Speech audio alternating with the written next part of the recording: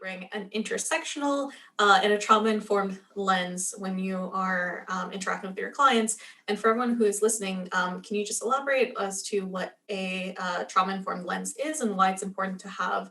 this lens when you are interacting with your clients? Yeah, so a trauma-informed lens is super important because, like, okay,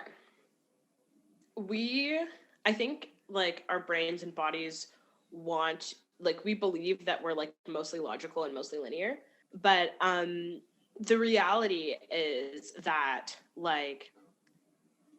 when we experience trauma, basically, like, what happens in our bodies is usually we're being, like, triggered by something that happened in the past that we needed to be protected or to protect ourselves from. So if you experience something, like, really intense that you, like, really needed protection from, and you maybe didn't get it, or you maybe had to cause it yourself, you had to protect yourself. Sometimes talking about vulnerable things that remind you of that place that you were will mean that you're going to respond, like, like, you're going to respond to protect yourself rather than respond in a way that, like, encourages, like, that's like open and, like, growth and stuff. So when I talk about, like, trauma informed, like, coaching and counseling, basically, like, I'm just acknowledging that I am not a doctor, not a psychologist. So my goal is not to go in and dig up those complicated feelings. My goal is not to make you re-experience those things in our sessions. But I understand that sometimes we might have these feelings come up and these reactions come up. And me understanding that and me, like, impressing onto my clients that is a normal and okay thing that happens means that sometimes if, like, we're talking about something and there's, like, this completely disproportionate reaction to something, having a trauma-informed lens sort of says to me, like, oh, hey, that might be a sore spot, or that might be something that is, like, tender. And when, like, a trained and, like, like, MD or like PhD or, like, masters of social work or something, when someone like that sees a tender spot, there are sometimes places when you can, like, therapeutically push on that and be like, what's going on? What's happening? In a counseling session, there are ways to talk about, like, past trauma and to weave them into your story now. So to acknowledge them and to say that this is, like, what happens, but it's not a space for me to push on that trauma, like, in our sessions, because like, me understanding, like me being trauma aware means that I understand that, like, you're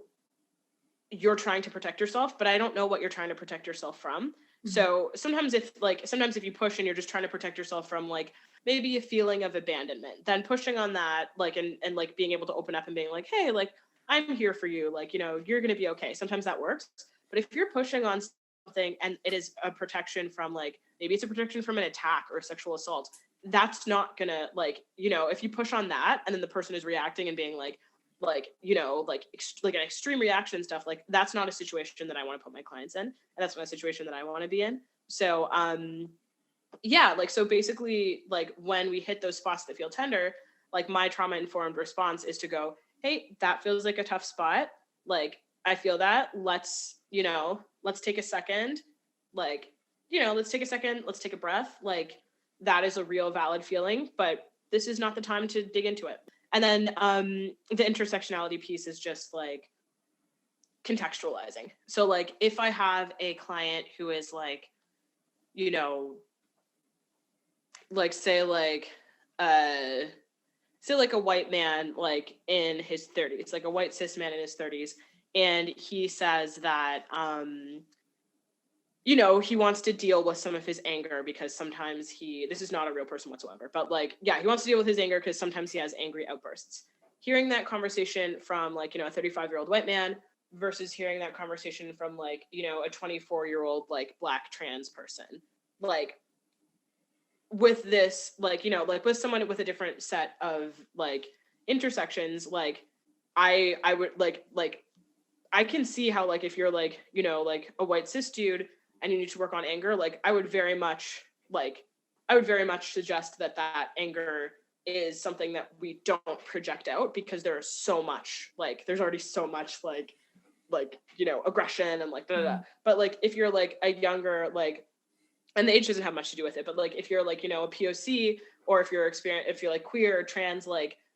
it's very possible that you've always been told to hold that anger inside, and you've always been told to manage it, and you've always had to have this experience where you've had to regulate your own emotions. So like so something that I might suggest to someone like that is like, yeah, you actually might want to find ways to project this out. You might want to find ways to get this out of your body. And then like, you know, someone else, it might be their experience to be like, hey, you spent a lot of time pushing this anger onto other people, and your job might actually be to like, you know, take some responsibility and pull that in. And like having like understanding where people sit in intersections means that like the information that we give and like the support that like the information that like I give and the support that I provide is going to look really different. And yeah, I just think that that's like really important because yeah, there are lots of schools of thought that are just like humans are just humans and we're all the same like brain chemistry, and you just do this and everyone's good, and like that's demonstrably not true. So like, yeah, like being able to talk like just like so my clients know that like, yeah, like my clients know that like the information that they give me, like that's something that I'm going to be like talking back to them with, and like using it to contextualize their experience. Like for me, that's just sort of like that's just me saying like basically like our sessions are going to be about you and me, as opposed to being like you're a client and we were going to do the list of things. Like, yeah, it's just, yeah, it's a little bit more tailored. Yeah.